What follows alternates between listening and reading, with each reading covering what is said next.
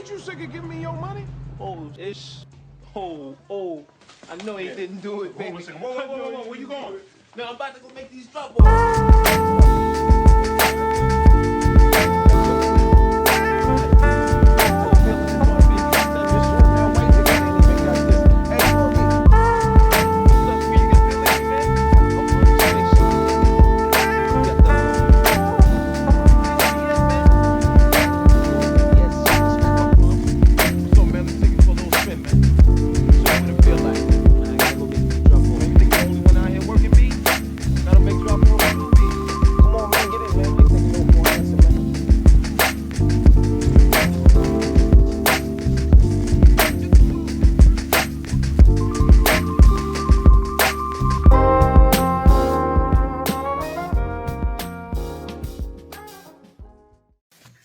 Yes, welcome, episode 10 of the Black Currency Podcast. I am Bradley D.L.O. Thomas, marketing professional by day at a biotechnology company and an MC producer by night. I'm going to pass the mic. Hey, what's good? It's your girl, Opal Elisa. I am a director of multicultural business strategy in the financial industry by day, by night, by passion, MC, poets, and dipping my toe in the author lane too. Man. What's going on? It's Corey Dashed Up Whitmore. By day, I'm setting these emails on fire. By night, Radio 22, Studio 22. I see y'all. You ain't ever lied about about the emails today. Yeah. Just so everybody over here knows, Corey did wake up this morning, chose violence, and kicked off some really good conversation, professionally and beautifully. But shots were fired. So that's why there's a little inside piece there. But yeah, so we have Tiffany here with us today. So welcome to Black Currency, Tiffany. How are you this evening? Good. Thank you for having me. That's what's up. Yes, loving having you. We go way back. So I know you well, and I have seen you rise and killing it and doing your thing. But I will read your bio so I do it justice. So Tiffany's a real estate consultant, affordable housing advocate, a change agent for racial justice in the real estate industry. She's a loud voice for generational wealth in Black families. She works with buyer and seller clients in the greater Madison area, and she's a licensed realtor at the Alvarado Real Estate Group. She's also one of the co-creators for Own It, which is building Black wealth, and we will get to that a little bit later. So Own It is an innovative local initiative that's changing the game when it comes to educating and creating access to funds for Black and brown families to build wealth through real estate and home ownership. If you can't tell already by what she's doing, Tiffany's deeply committed to diversity, inclusion, and the work within the real estate industry. Being raised by a single Black mother who overcame many obstacles, she's witnessed firsthand how she was treated in the opportunities that she missed because of her race and gender. I can relate and can't wait to get you to talk about that stuff. So Tiffany, just like your bio says, you are motivated for change, and we are so incredibly happy to have you here. So we always love to start with someone sharing their journey with us, talking about, what it's been like for you, what the highlights, what the lowlights have been for you. So if you could just share with our listeners kind of your journey. So not obviously, but I've lived in Madison the majority of my middle school and adult life. We migrated here from the Chicago area, south side of Chicago. We moved to St. Louis for a short period of time, moved back to Chicago. And then my mom thought it was a grand idea for me to have a better life here in Madison, Wisconsin. So when we got here, I probably was like third grader. So when we got here, the first thing I noticed, because of course I lived in Chicago on the south side, was there was no litter here. This is my first Madison, no litter. I got out of the car, looked outside, and I was like, whoa, it's clean here, that's my first memory. Mm-hmm. But then when I started school, I was shocked because I was the only Black kid in school.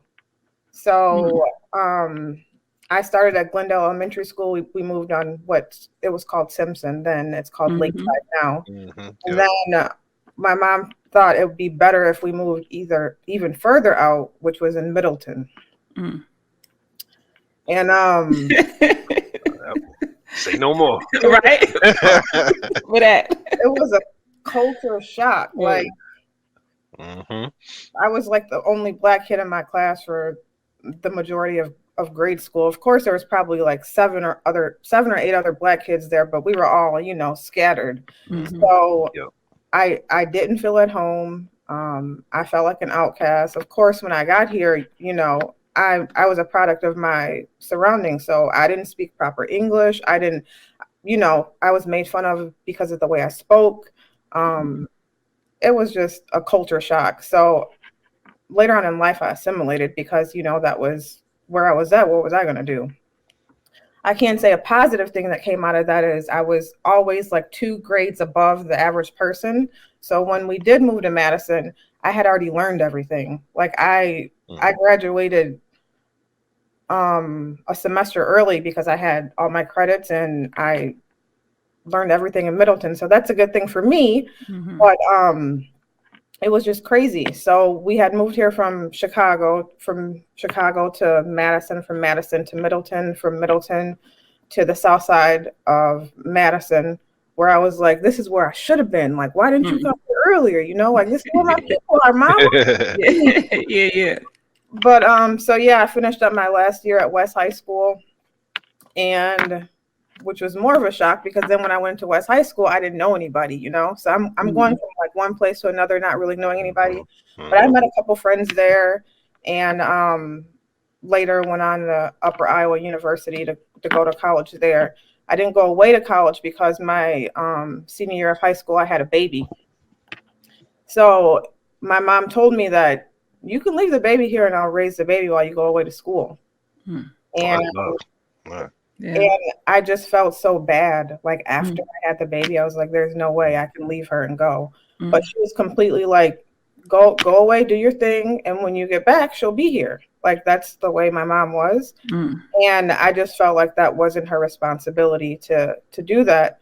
But so I stayed here and I went to MATC first for 2 years. And then I finished up at Upper Iowa. And then I got a job like what they say you're supposed to do when you get older, get you a job and stay there for a long time.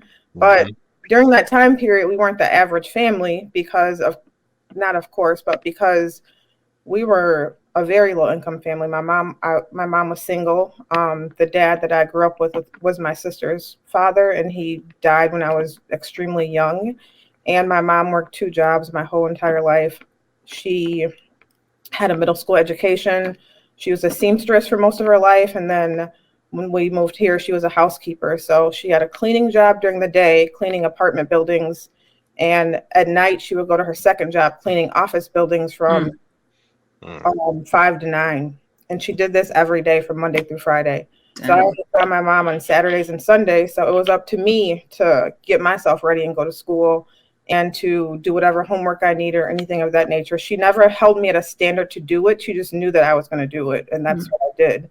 And it's not like she could have helped me with my schoolwork because she was not educationally competent to help me with my schoolwork. All she knew was work. Like she was just a hard worker. She just knew to go to work and pay her bills. And that was it. So deep. Thank you for sharing all of that with us. I'm like, I didn't even know half of that about you. You know what I mean? So thank you for sharing that. I wanted to chime in and ask about, and it's crazy you tell that, that story is kind of what I'm exploring in a different podcast. We pick up the mic with African American juniors and seniors, and we discuss racial disparities in education. And your story mirrors so many others here. It feels like I've heard it multiple times. So I'll save that for a separate conversation. But I am curious about your life philosophy. What is it that you cling on to or hold on to that's something that helps you get through the ebb and flows of life and business in general? Do you have a life philosophy that you kind of subscribe to?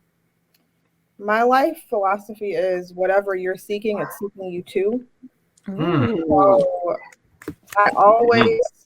So I always like, I research a lot. I have like a I have a coach now that's helping me with public speaking. And so like I've been putting like all of these dominoes up, like each time, like writing things down or doing whatever I want to do. But every time I think about something or write something down or I'm interested in something, God or the universe has a crazy way of placing the correct people in my life at the time that I need it, like in my path. So for instance, I moved brokerages approximately 2 years ago because the brokerage that I was at was not serving me. And to be quite honest, I was just mad because a lot of things were going on in regards to Black people and the Black Lives Matter and us just not being treated fairly. And I worked for a big brokerage, and a lot of police brutality was going on. And I was sitting there and everybody was making statements about what's going on and we're in support of this and blah, blah, blah, blah. And my brokerage, that is a multi-million-dollar brokerage, would not say not one thing. So I emailed the manager, the assistant manager. We had a conversation and they were like, we're going to say something or another, but it wasn't fast enough. Like, lead the way in this. Like, Black woman that is working in here with only however many Black people in this office, but I don't feel like you're supporting me right now. And I felt bad. It's like George Floyd could have been my brother, my uncle, anybody, right? And you're not saying anything, and it's upsetting me. So that just kept going on, and then I reached out to someone and asked her to go to happy hour.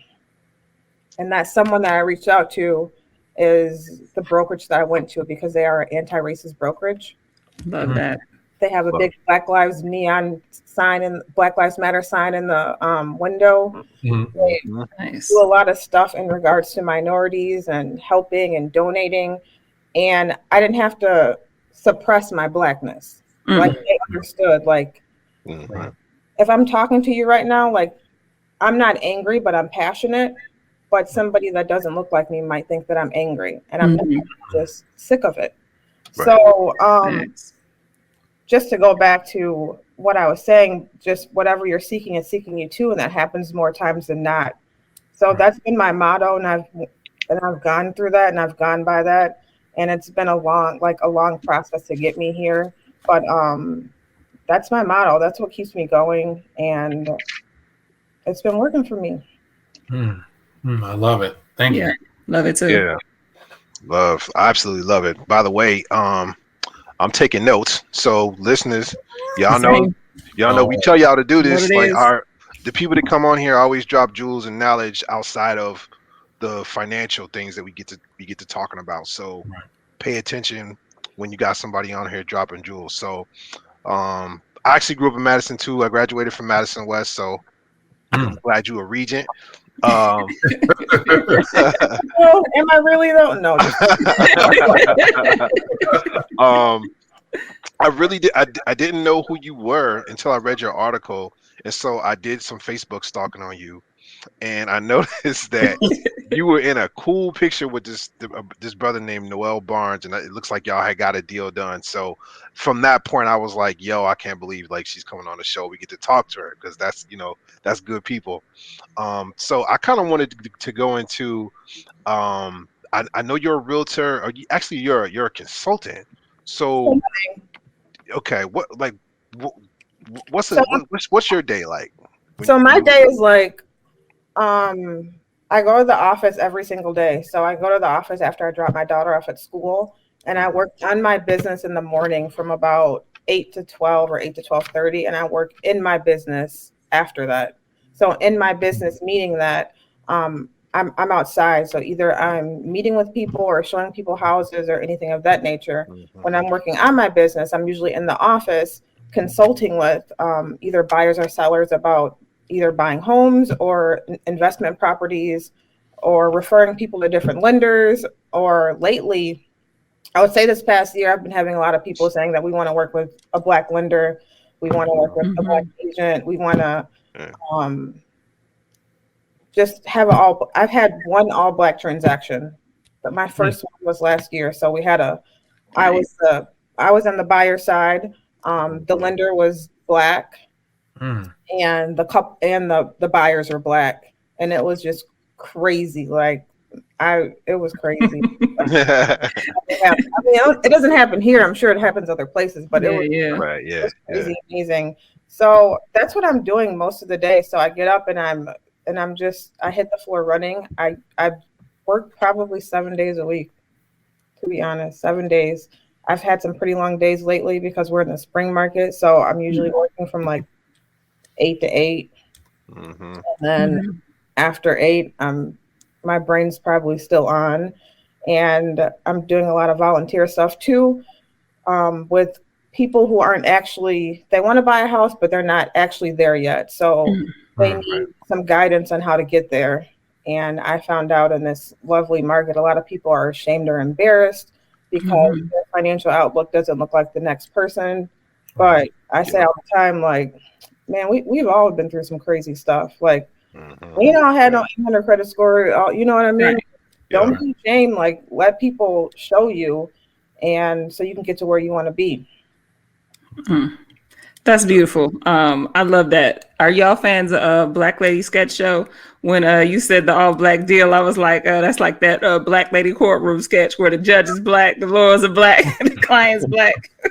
It's a beautiful thing. I have to write that down now so I can dig into that. Oh yeah. Check it out. You were wrong. Yeah, just Google like on YouTube, like Black Lady Sketch Show, Black Lady Courtroom. It'll come up. But so DLO, he brought up your article. Congratulations on that, by the way. That was a beautiful article in Madison 365. Shout out to Henry Sanders and the crew over there. So I love that article, and part of it was because like you really touched on the diversity or lack thereof in the world of real estate. So can you tell us about what the current state of diversity looks like, within your field, and then like because you're obviously a change maker, what are your hopes and dreams for the future to look like? So there in Madison, in Dane County in Wisconsin, there are not many Black agents. In my previous office, I was probably one of maybe 4. Currently, right now, I'm in a boutique brokerage, but there's 2 of us. But there's not very many. And when you do see other Black agents, you go up to the agent and you're like, hey, what's up? What's going on? Like, what you doing? Like, you need some help type stuff, because it's a dog eat dog world out here. It's 100% commission based. So if you're just starting out and you get into real estate, you're not going to make money right away. People think that you just walk in and you're making all this money. No, you are broke for at least 2 years. You are not making any money. So for you have to have the mindset, like, I'm going to go into real estate and I'm going to sacrifice a lot. And I'm going to have some type of funds set up so I can pay my bills. Real estate is not a part-time job. It is a full-time job.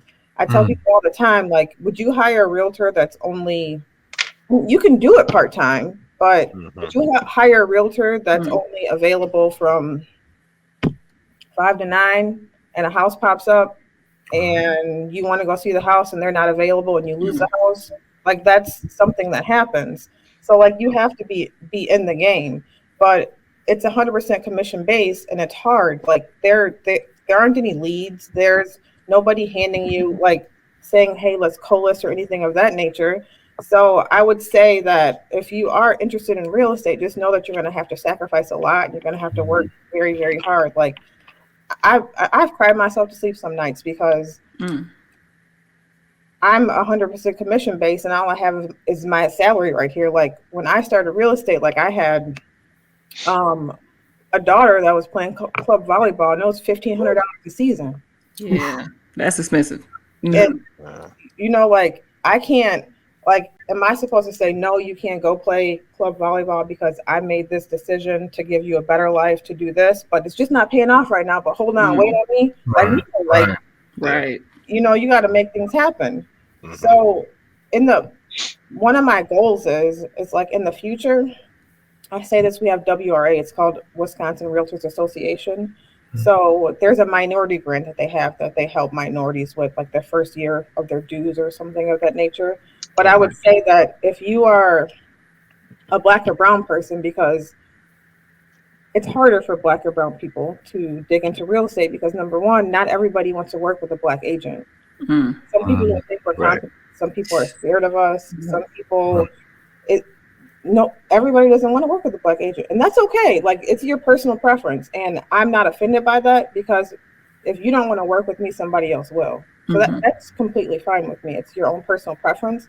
But my goal is to have something offered that states that, okay, if you're gonna commit yourself to a year to be a realtor, or 2 years, we'll pay you like a stipend to get you by. Because nobody can work for free. And basically that's what you're doing your first year or two, is you're working for free. My first year, I had 2 transactions. My first transaction was my daughter's grandparents. Wow. My second transaction was somebody I met at an open house. So how much did I make my first year? Like, below poverty. Like, I didn't make anything. So if I didn't have this chunk of money saved, then I would have been able to survive and pay like my standard bills. And when I knew that I was going to get into real estate, I had quit my comfy state job that everybody tells you to stay at until you're 57. Right. Yep. Get that pension. Right. And so I quit that job, and my dad at the time, I met my biological dad later on in life, said, "You're crazy. Why would you leave your state job?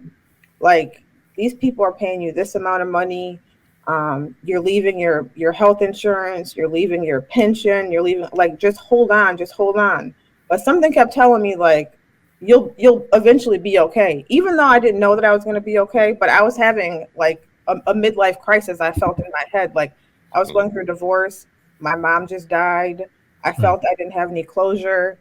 And I was just angry and sad, and I had all these feelings and emotions, but I knew that, like, I think after I came back from when my mom died, I looked around at the people around me at my state job, and I said, I can't sit here until I'm 57. Like, this is not for me. Yeah.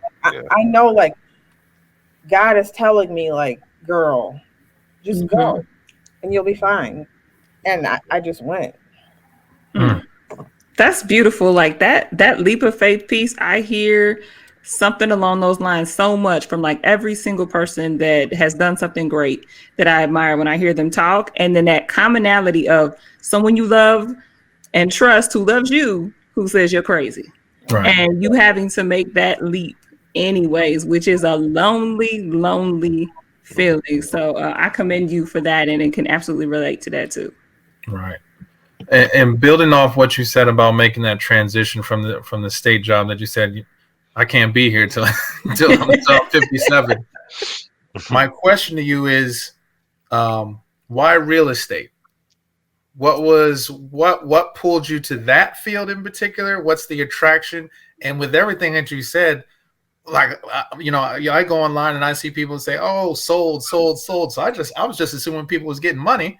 Talk about it. Yeah. With what you had just told us about how hard it is to really get started in those first 2 years, why real estate? Why should somebody else choose real estate? And what keeps you there? I've always been interested in real estate since I was young. Like, we would go down south to my family's. I would spend my summers in Kentucky. My mom would send me with my aunt and uncle in Kentucky, and I would spend my summers there. And my uncle in Kentucky had a lot of real estate, but I couldn't comprehend back then because I was so young. But we would go to like different houses, and he'd say, "I own this land over here, I own that over there." And then I'd come home and I'd be like, "So why are we in this apartment then if Uncle Joe owned this? Like, what's going on?" I'm not understanding. So then, like, I would like pick up magazines and see for sale, like things that were for sale, or we'd drive by and see like for sale houses, and then I'd just be interested in it. And then as I surrounded myself around people that were investing their money in real estate, and I hear conversations about how much money they're making and what they're doing, Right. I got interested. So then I started researching, like, well, if I do this, I can do this. Or if I do this, I can do this. Because mind you, nobody in my family they've never owned a home. Like nobody taught me anything about credit, about home ownership, about leveraging the money that you have in your home, like none of that. So either I surrounded myself around these people that knew this, or I did my research on my own. So when I did quit my state job, I was going through that, little midlife crisis, but I was smart enough to know that I needed some type of income coming in. So I took another leap of faith and didn't really know anything then still. I bought a 4-unit building in Bloomington, Illinois. It was $57,000. I bought it with a friend, and each unit rented out for $500. Nice. So even though I didn't know the concept of what I was doing, I kind of knew what I was doing, right? Because nobody taught me. So I knew that if I quit my job, then I'm not going to have any income, so I won't have proof of income to buy something. So I better do this before I quit my job, and then I'll have something in. So it was kind of like I was on this path all along, but I just never knew I was on this path. And I wanted to be able to come and go as I please. I wanted to be able to drop my kids off at school, to pick them up from school, to volunteer at my kids' school if I wanted to. And I didn't want to be stagnant in my income. I wanted to be able to work so hard that my income showed for it. And when I was at the state of Wisconsin, I could process those claims with my eyes closed, but I'm still going to make the same amount of money at the end of the day. It doesn't matter if I process 5, if I process 30, like it doesn't matter.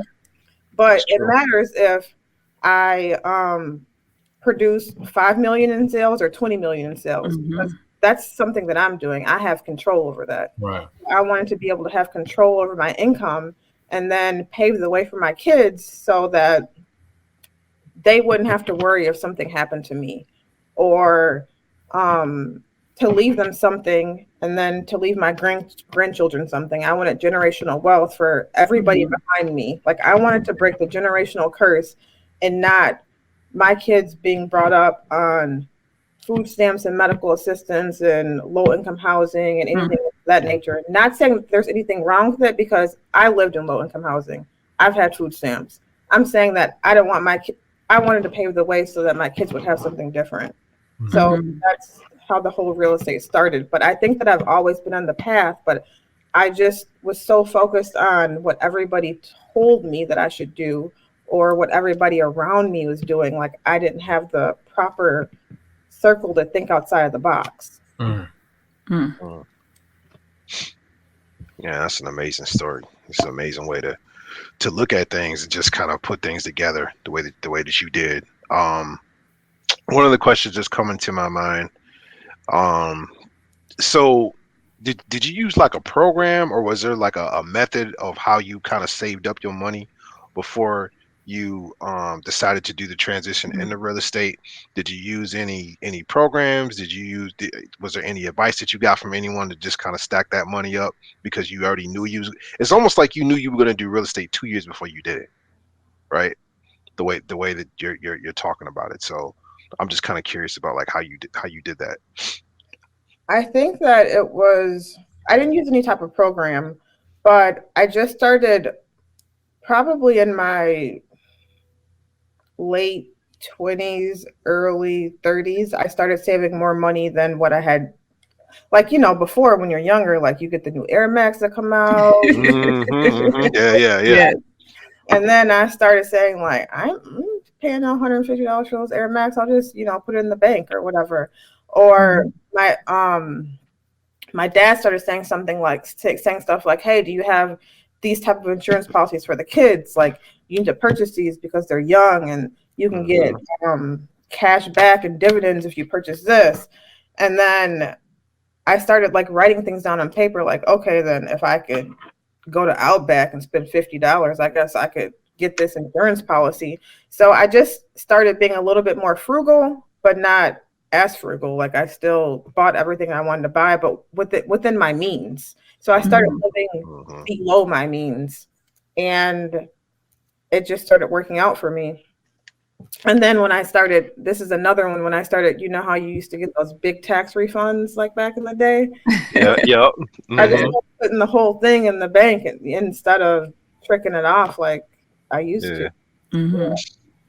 Yeah, I like me some Outback too. I like they salmon. One thing I forgot to ask you about too that was on my mind was right now the market is crazy. Like I'm seeing like houses being sold in like 3 or 4 days. Like matter of fact, I just had my house sell. It sold in like 4 days. I saw that. Congratulations. Thank you. I'm trying to figure out like, is it better to be? I mean, first of all, I'm sure you got a lot more business in this type of market, but is this the right type of market to really be buying a house in right now? Or do you think it's better to maybe even build something or just kind of stay put?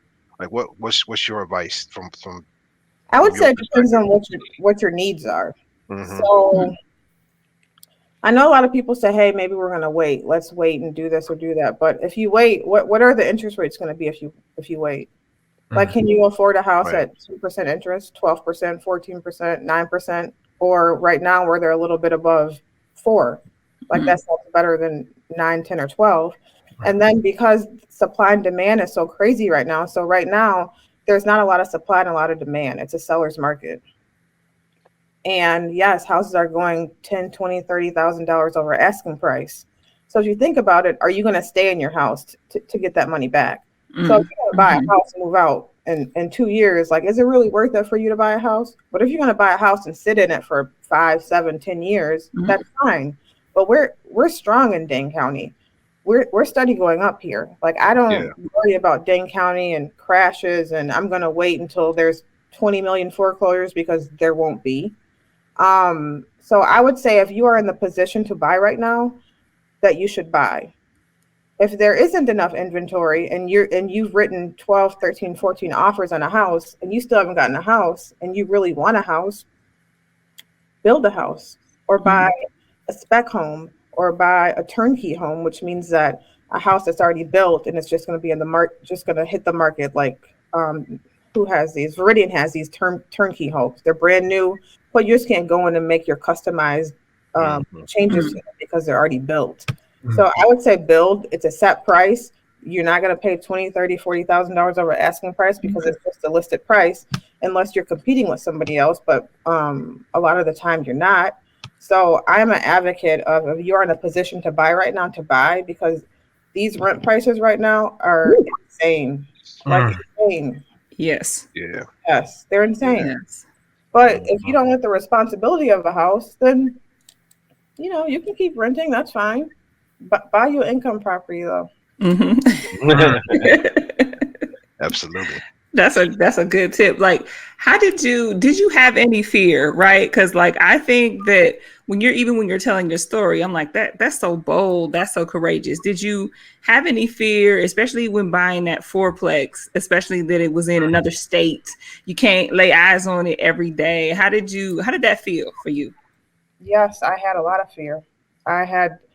I've always been a risk taker. I've always I'm just like, I always say I'm favored.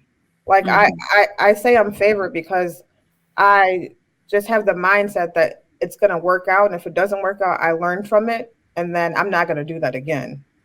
So my friend who I bought the 4-unit with lived out of state. And we both put in half on this property. And this property coasted me for a long time. And then what I learned from this transaction, when you say fear, this is why you should have all your eggs in a row, because this is what I learned, is that I bought this property with her, and maybe like 2 or 3 years into buying the property, she had a medical problem that was uncontrollable, to make a long story short. And I was trying to get out. I was trying to either have her buy me out or me buy her out. And then she disappeared. What? Oh wow. Damn. Like, just what you mean? Like disappeared? Like just went off the grid. Like I couldn't contact her. I couldn't Damn. She would return my calls. She had 20 million phone numbers, and then it was nothing. I was in contact with her mom, and her mom was like, yeah, you know, whatever. But so then I had to hire an attorney for an attorney to help me, right? Sure. For an attorney to help me either get me out of this property or let me buy her out. But it's like we're married. We're in this property together, right? So that was a learning moment for me because, I mean, it worked out because now the property is 100% in my name and I'm in control of the property.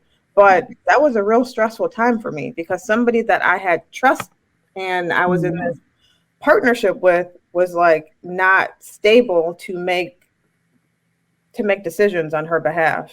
And that was just stressful.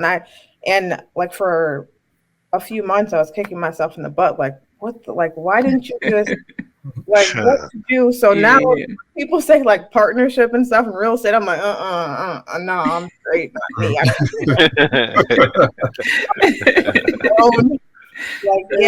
But that was a learning moment for me. So, but yeah, scared. Yes, scared is very scared because it's a big decision. Because if something doesn't work out, you can be bankrupt in a heartbeat, right? Yeah. Yes.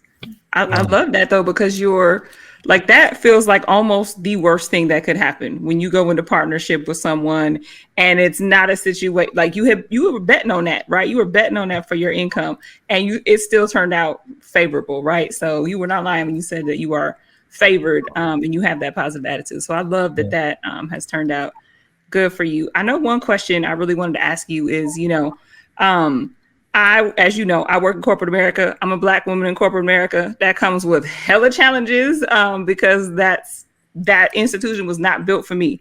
But I also have so many insights, perspectives that I can use to my advantage that make me a valuable asset when it comes to what I can do professionally. So how does that play out for you in real estate? You talked a little bit about the lack of diversity. So are there certain challenges that come up? And then are there places where like you have an advantage because of your perspective, because of the things that you've been through and experience that you bring?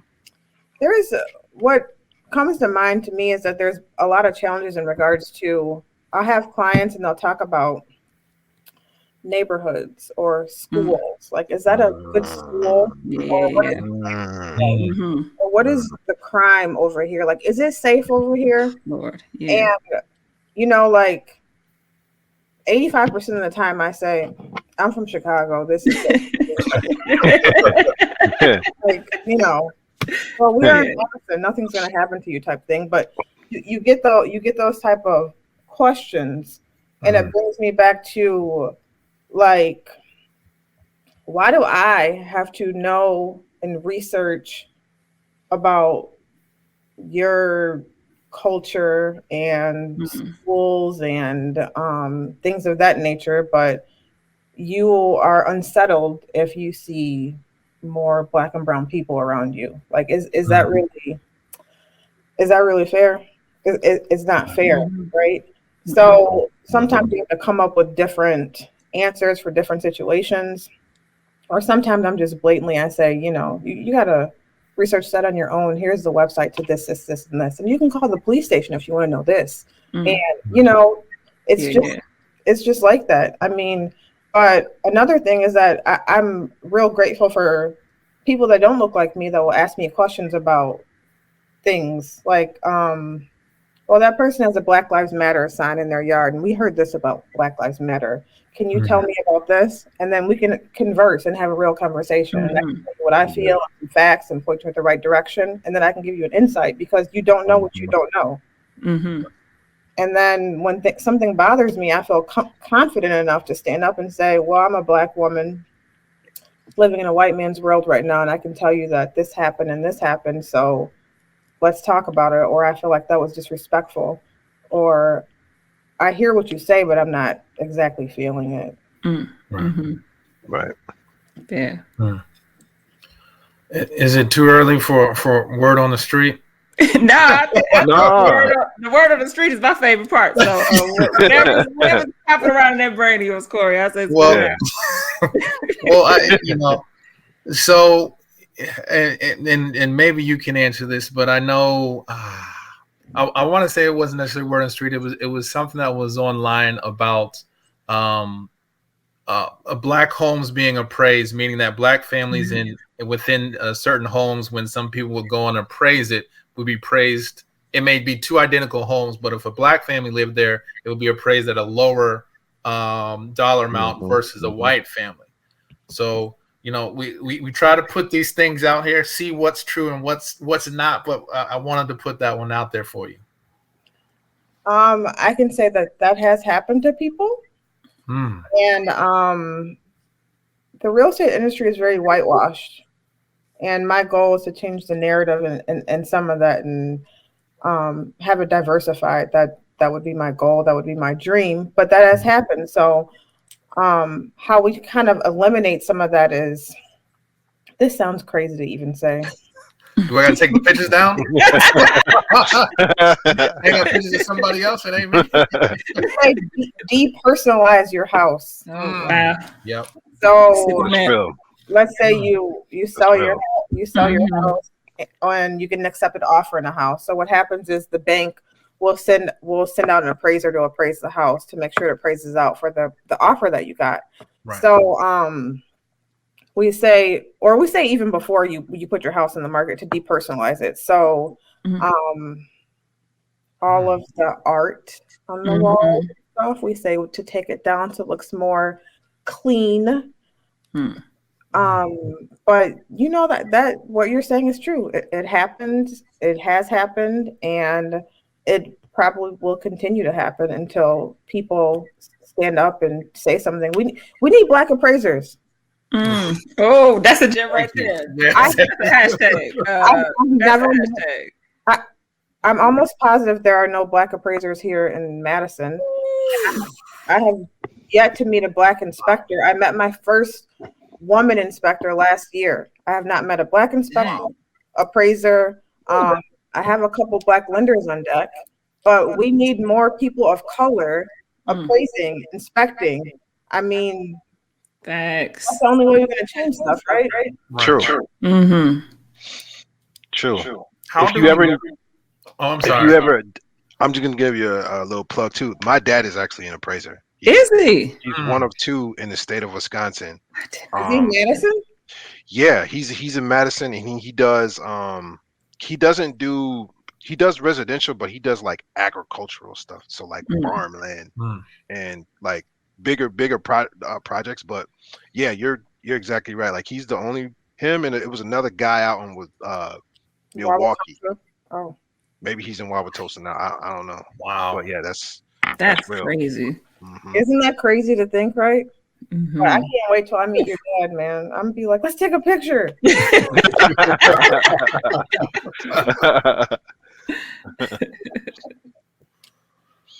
Oh, that's crazy. For sure. DLO, you have a follow up? Oh, let me see here. Yeah, I did have some ideas here. So I guess have you been working a lot in the commercial space too? Because you said you own one property. I'm sure you probably have getting more since the time you bought your first one. But how's that market looking so far? Actually, I just closed on another one last month, so you know I'm dipping in the Milwaukee area now. Nice. Okay. Nice. Yeah. But I've done a couple commercial deals. I have a lot of friends that are interested in investing. So it depends on which way they go in regards to commercial.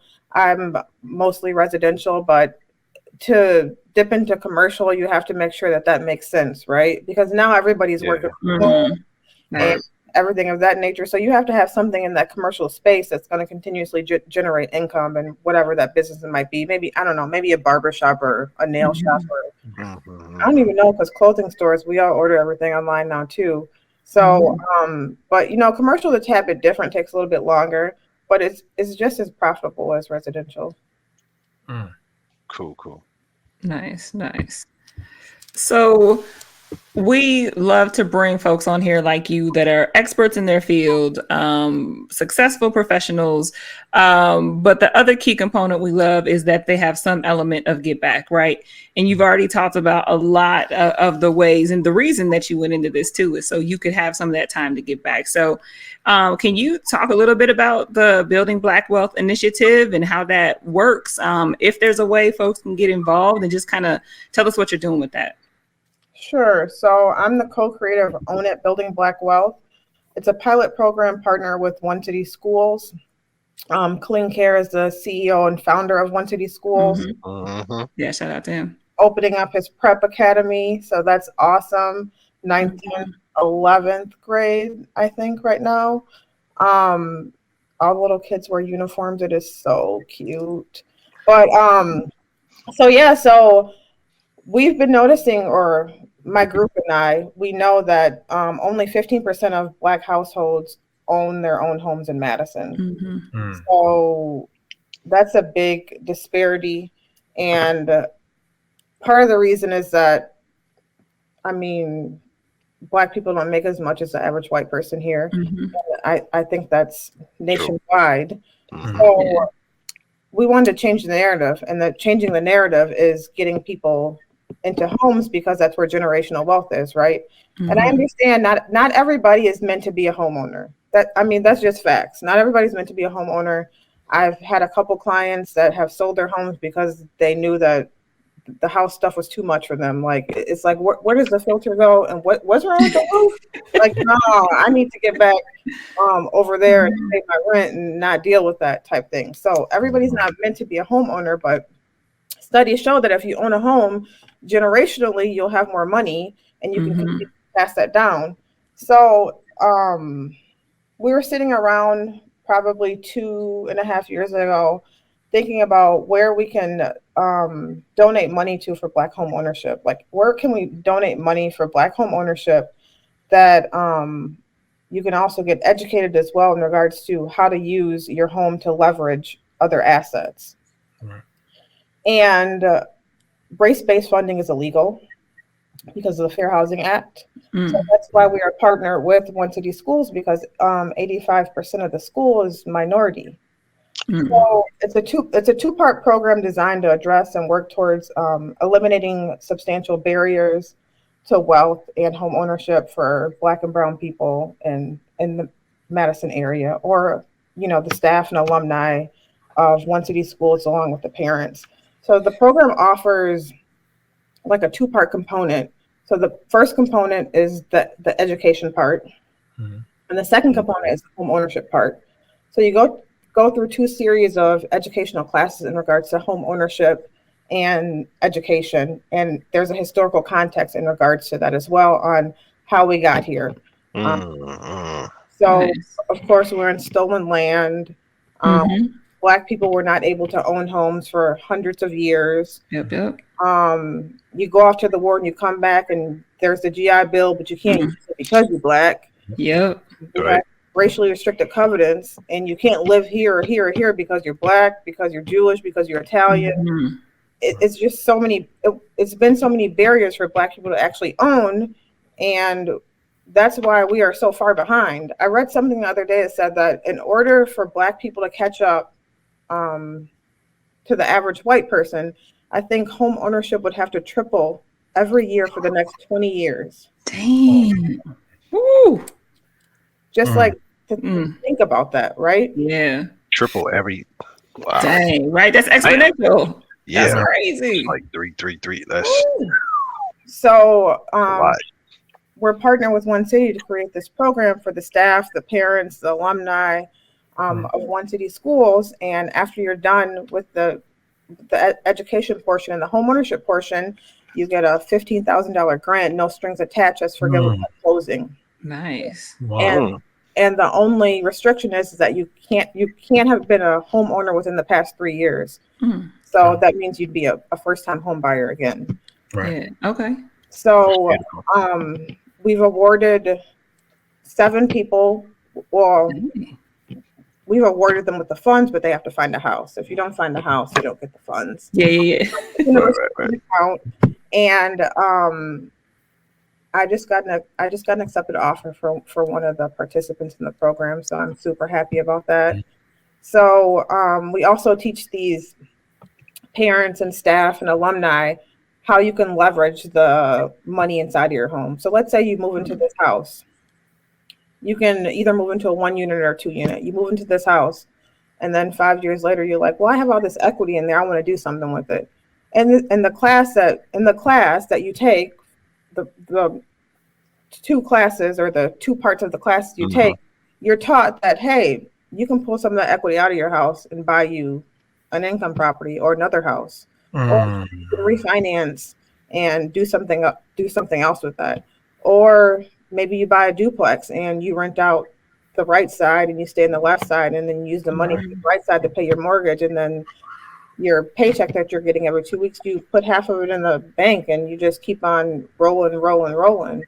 Or you take the equity out of your house, buy you another property, and you just keep on going every so often. So we're teaching you how you can use the money that you have in your home to generate additional wealth. Maybe you don't want to do that. Maybe you're just in the program to learn about the history of home ownership with Black people. Like, what happened? Why are we here? What is blockbusting? What is redlining? What is the why is an FHA loan, like we couldn't even get FHA loans for a while, right? Or why is there PMI with an FHA loan? Can you teach me that in regards to conventional financing? So all this is taught in this educational series, and we're just trying to change the narrative and pave the way for future people that look like us. And I have to say this, that obviously there are some white people that are at One City, so we don't discriminate if you do apply for the loan, but we are intentional with the history behind it. So maybe once you see what happened, what occurred, you might not want it anymore. But if you do, that's fine. Right. Yeah, that's so dope. That is amazing. That is so holistic, so thorough, so thoughtful, and just so needed. I'm excited to hear, like, what does that look like in 5 years, 10 years? Like, how have you changed the landscape of Madison for home ownership and just education and knowledge? Because, like, as a parent, I know if I went through that, my daughter's going to know, right? We're going to be talking about it. She's going to be understanding it. I'm going to be sharing it. So the ripples from that are just going to be amazing. So kudos to you and the rest of the group for doing that. That's amazing. Yeah, that program sounds beyond. It sounds incredible. Yeah. I mean, it sounds like you guys are checking all the boxes and covering everything. Speaking with One City, I had 2 questions from listening to the program. The first question is, what do you believe, beyond the history, what do you believe has been the biggest, I guess, barrier for Black folks when it comes to home ownership? Has it been the educational component? Has it been more of the finances component, meaning, you know, how much money I have down, or credit, or anything of that sort? What do you think has been kind of the biggest barrier to have to overcome to really start to either get into home ownership or even really investment when you're investing in real estate? What do you think that's been? I would say the first barrier is the money. So I don't want to say the average, but a lot of families, when they have children or other family members or anything of that nature, let's say you want to get a house, the parents will say, oh, okay, then here's $20,000, here's $30,000, here's $40,000. When I was in my early 20s and I wanted to get a house, my mom, okay. Like, what? Okay. 20 racks? Right? No. You know, so I think it's the money. It's a down payment. It's 100% the money. Number 2 is that it's, you don't know what you don't know, like I said before. Right. So you go in, you say, okay, then I'm going to go apply to get a loan. I got $5,000, $10,000, something of that nature. It's some programs out here, like there's the WIDA program. There's down payment assistance through the city of Madison and the county of Madison that you can get. There are restrictions, like there's restrictions along with those programs, but they're out there, right? Mhm. So if, let's say I walk into a bank and I say, okay, let me fill out the application, let me get this. And Cindy across the desk say, okay, thanks, Tiffany. I seen this and I seen this. Looks like your credit score is 600. You owe for a past due, whatever, blah, blah, blah. So you're denied. I take that piece of paper and I go out and I say, oh, that's it. Right. And I go rent for 5 years. Mhm. Yep. Instead of Susie saying, okay, Tiffany, you're almost at a 640 credit score, 660 credit score. How about you pay off this, this, and this? This will boost your score up to this. And then we wait for 6 months and you come back and then we'll get you into a home. Mhm. Right. It's the education behind it. So Yeah. if somebody doesn't tell you these steps and takes you by the hand or explains to you, then it's not going to be done, because number one, you feel some type of way going in there because you're like, dang, I don't know what's going to happen. And then number two, when it happens, you're like, dang, I shouldn't even went in there. I knew this wasn't going to happen. Instead of somebody uplifting you and explaining to you how the home buying process works, and then trying to help you get to that process. Right. So if we had like a partnership or a mentorship or something of that nature to get people there, that would be like ideal. And then if we were just completely honest with people and say, hey, a conventional loan is usually your best route. Right. Going the conventional way, you don't always have to put down 20%. You can put down less than that, but you're going to have PMI. How about after 2 years or 3 years or 4 years or 5 years, you refinance? So then you don't have to have that PMI, right? You have more money saved up, anything of that nature. But nobody tells you this. Like, I wouldn't have understood. Like, if somebody told me this 10, 15 years ago, I'd be like, okay, what are you talking about? But like, if you just like sit the person down and explain more times than not, you write it on paper, show them a video, something, they'll get it. And I think there'll be an uptick in home ownership. But when you feel ashamed and bad and embarrassed because your credit looks like this, your credit score is not high enough, then that's probably not going to happen again. It's true. That's fact. Angst is real going into the bank. Didn't they just pick up Ryan Coogler and thought he was a bank robber? Yeah, I just seen that video. That was crazy. Director of Black Panther, but he's a bank robber. Yeah. But the second part of that question, I had to put that out there when you said that. How do we get more people, get more Black folks like yourself involved in real estate in all of those different facets, like you said, appraiser and in different levels? How do we work to get us more involved, that can have more people, so we can have more access to more folks like yourself that can break it down for us and really take us through the process, even if we're not ready the first time we're looking for a property, but we may be ready later? How do we get more people involved? I think number one, just to go into the high schools and not just, I mean, I went to college. My daughter went to college. I want my middle schooler to go to college. But if you don't go to college, you can get a trade. Let's push trades. Like, if I would have graduated and got my real estate license, I wouldn't have student loans right now. I took a week class and I took a test, and now I'm a realtor. Why can't somebody else do that, right?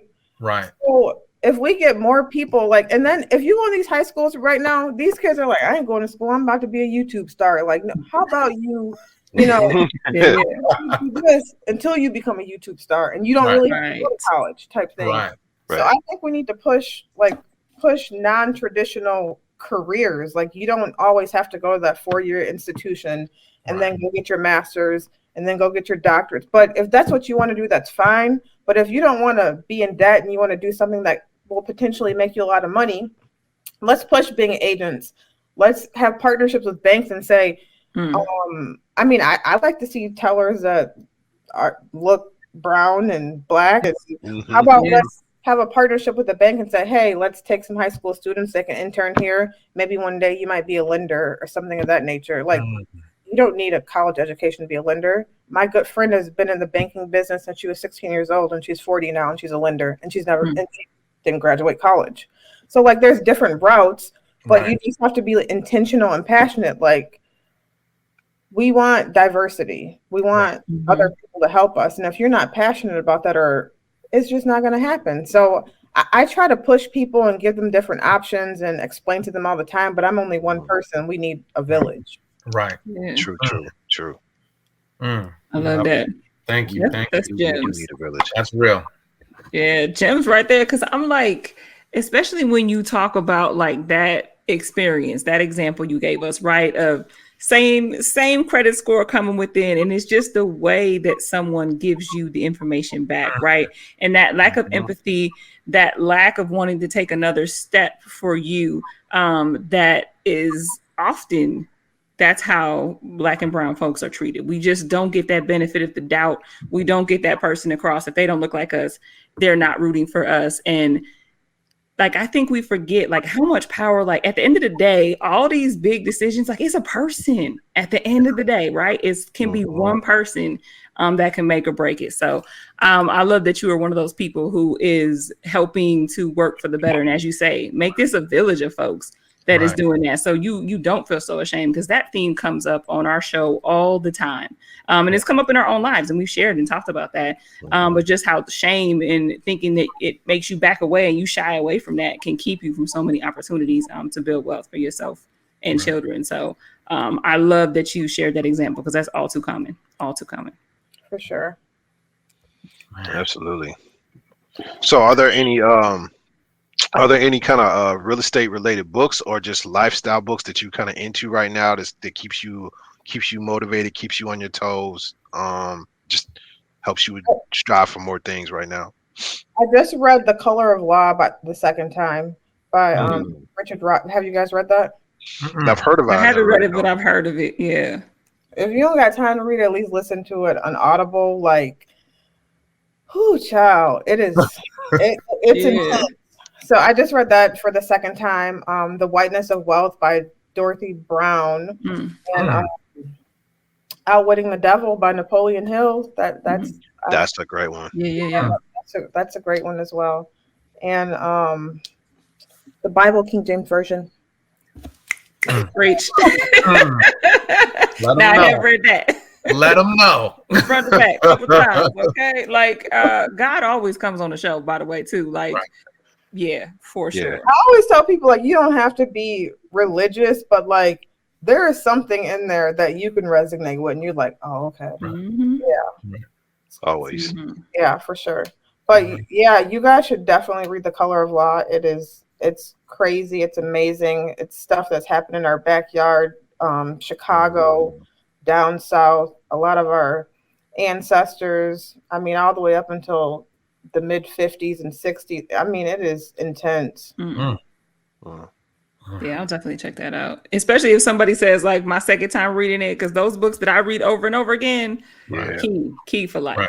So yeah, I'm definitely going to check that out. I read it the first time last year, and then I just finished it on Audible 2 weeks ago. But I mean, I learned something both times. It was really good, and it just makes me each time I read it, it like gives me more of like, it gives me more energy, like more determination to go out and do something else, or to go out and tell somebody something else, because we're just so behind in time. And I just want, to be honest, I just want a melting pot here. I want to walk outside and it look like California. Yes. Right. Yes. Yeah, that would be nice. Minus the snow. Right. And I think we got to put together a Black Currency podcast book list. Yeah, we do. We do. All these incredible recommendations we get every episode. Man, we got to put together a book list. We got to make that happen. Yeah. I'm on it, man. I'm on it. Right. Well, Tiffany, we appreciate everything, all the jewels that you dropped, all the knowledge that you dropped. And you know, we're so appreciative that you're able to take the time to fit us in. I know you got a lot going on, and you got a speaking engagement coming up, and prep for that. So we're so thankful to have you as part of this episode 9 on this podcast. Do you mind if we put up for the folks where they may be able to get in touch and reach out to you? Sure. You can reach me via email. That's in the box, malonetiffany1@gmail.com. I am on Twitter as well. Don't come at me if you see something that you don't agree with. I'm a little unchained on Twitter too, so that's the best place. Right. Keep on going. Facebook as well.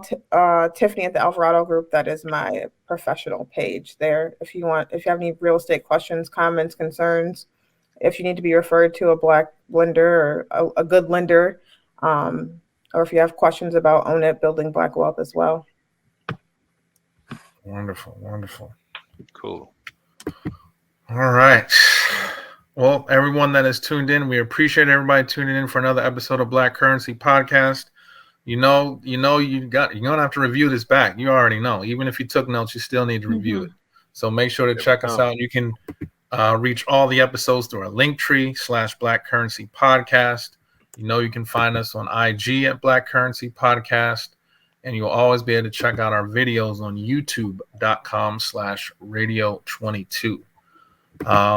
From us to y'all, once again, thank you so much, Tiffany, for joining us. And for all our listeners, much love. Man, we'll see you on the next episode. Stay tuned. All right, everyone. Have a good one. Peace.